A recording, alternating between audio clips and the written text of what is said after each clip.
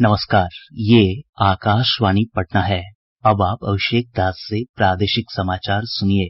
पहले मुख्य समाचार। बिहार में बाढ़ से हुए नुकसान के आकलन के लिए केंद्रीय टीम ने आज गोपालगंज, दरभंगा और मुजफ्फरपुर जिले के बाढ़ प्रभावित क्षेत्रों का किया दौरा। कोविड-19 के 1,922 नये मामलों की पुष्टि के साथ ही राज्य में कुल संक्रमितों की संख्या बढ़कर 1,42,156 हुई। प्रदेश के शहरी इलाकों में कोविड-19 के मामलों में तेजी से वृद्धि। अब तक पाये गये पॉजिटिव मामलों का 39% शहरी क्षेत्रों से।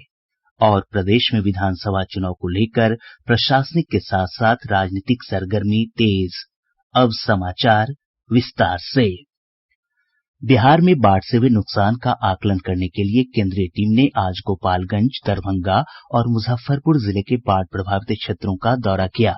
हमारे संवाददाता ने बताया है कि 3 अलग-अलग समूहों में टीम के सदस्यों ने तीनों जिलों के बाढ़ प्रभावित क्षेत्रों में फसल, आधारभूत संरचना और जान माल को हुए नुकसान की समीक्षा की।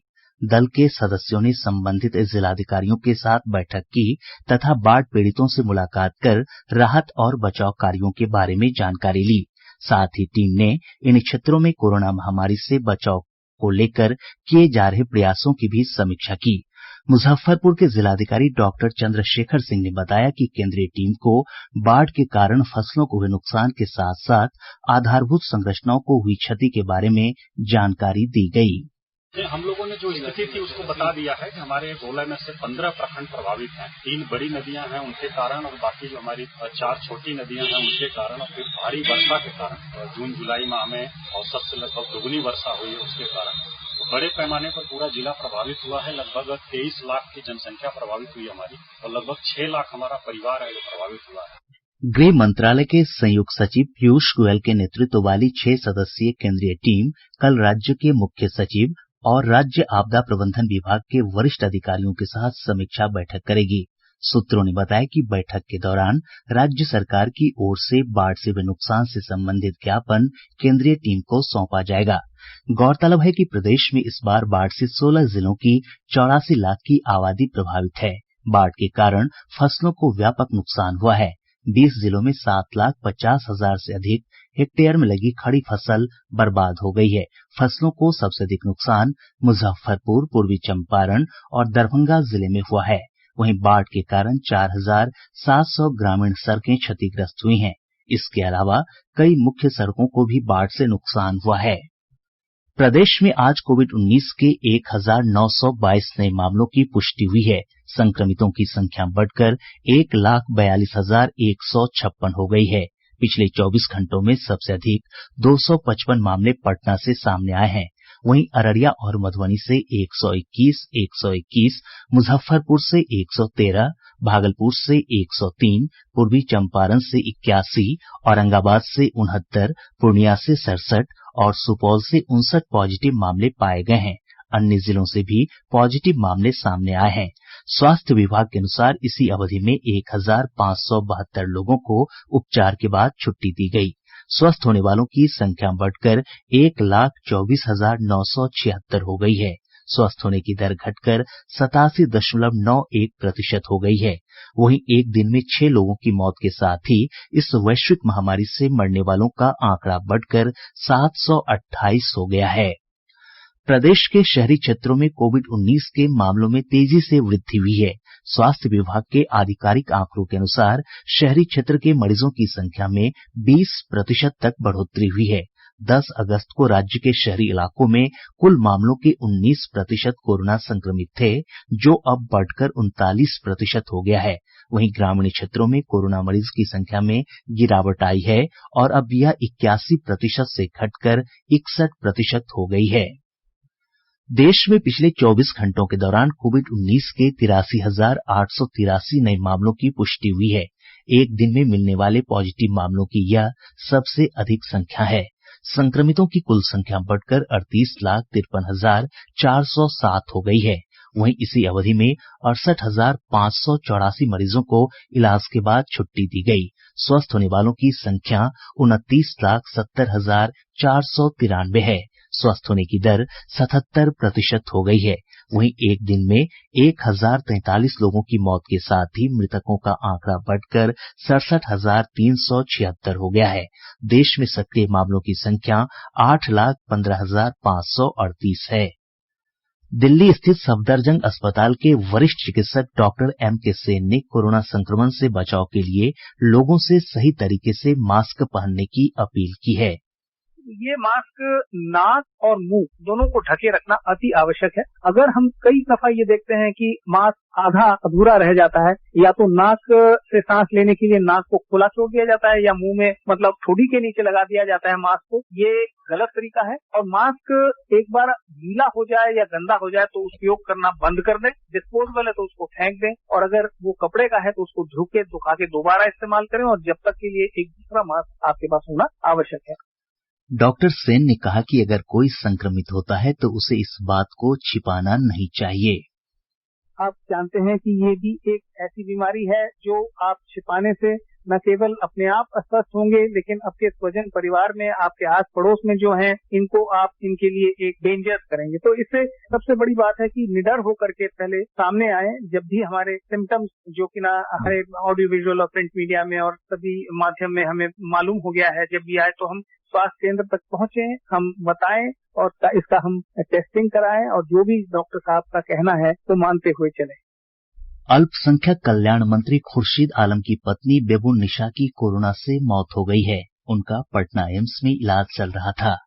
कैमूर के जिलाधिकारी डॉक्टर नवल किशोर चौधरी कोविड संक्रमित पाए गए हैं। रिपोर्ट पॉजिटिव आने के बाद वे होम आइसोलेशन में हैं। कोरोना संक्रमण को देखते हुए पटना उच्च न्यायालय में वीडियो कॉन्फ्रेंस के माध्यम से अब 23 सितंबर तक सुनवाई होगी। महाधिवक्ता ललित किशोर ने बताया कि 3 न्यायाधीशों की एक समिति गठित की गई है, जो हालात की समीक्षा के बाद पूर्व की तरह न्यायालय के संचालन के लिए अपनी रिपोर्ट सौंपेगी। मास्क नहीं पहनने वालों के खिलाफ आज प्रदेश भर में विशेष अभियान चलाया गया। बड़ी संख्या में लोगों से जुर्माने की राशि वसूल की गयी। प्रादेशिक समाचार आप आकाशवाणी पटना से सुन रहे हैं। प्रदेश में विधानसभा चुनाव को लेकर प्रशासनिक के साथ साथ राजनीतिक सरगर्मी तेज हो गई है।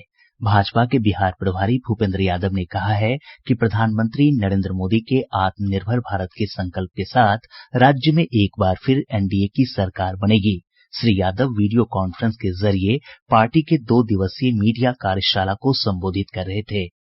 एनडीए के घटक दल लोक जनशक्ति पार्टी ने 7 सितंबर को दिल्ली में पार्टी संसदीय बोर्ड की बैठक बुलाई है। सूत्रों के अनुसार इस बैठक में मुख्य रूप से विधानसभा चुनाव की रणनीति को लेकर चर्चा होगी। इधर पार्टी ने सभी जिलों में नए जिलाध्यक्ष और प्रधान महासचिव की नियुक्ति की है। हिन्दुस्तानी आवाम मोर्चा के एनडीए में शामिल होने के फैसले से नाराज चल रहे प्रदेश कार्यकारी अध्यक्ष उपेंद्र प्रसाद और वरिष्ठ नेता अशोक आजाद को पार्टी से निष्कासित कर दिया गया है। रालोसपा के प्रदेश अध्यक्ष वीरेंद्र कुशवाहा और कोषाध्यक्ष राजेश यादव ने विधानसभा चुनाव में सीटों के बंटवारे को लेकर राजद के प्रदेश अध्यक्ष जगदानंद सिंह से मुलाकात की। बाद में दोनों नेताओं ने बताया कि महागठबंधन में किस दल को कितनी सीटें मिलेंगी, इसकी घोषणा जल्द की जाएगी।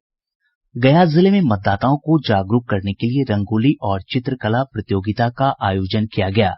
औरंगाबाद जिले में आदर्श आचार संहिता के अनुपालन को लेकर प्रशिक्षण कार्यक्रम का आयोजन किया गया। जिलाधिकारी सौरभ जोरवाल ने अधिकारियों को चुनाव की घोषणा के साथ ही आचार संहिता के सख्ती से अनुपालन के निर्देश दिए। अररिया जिले में चुनाव को लेकर अधिकारियों का प्रशिक्षण कार्यक्रम हुआ, जिसमें विशेष रूप से कोरोना प्रोटोकॉल का पालन सुनिश्चित करने के लिए जानकारियां दी गयीं। बक्सर के जिलाधिकारी अमन समीर ने मतदान में महिलाओं की अधिक से अधिक सहभागिता सुनिश्चित करने और कम मतदान वाले मतदान केंद्रों पर वोटिंग प्रतिशत बढ़ाने के लिए अधिकारियों को निर्देश दिया है। रोहतास जिले में ईवीएम और वीवीपैट मशीनों के पहले चरण का प्रशिक्षण सम्पन्न हो गया।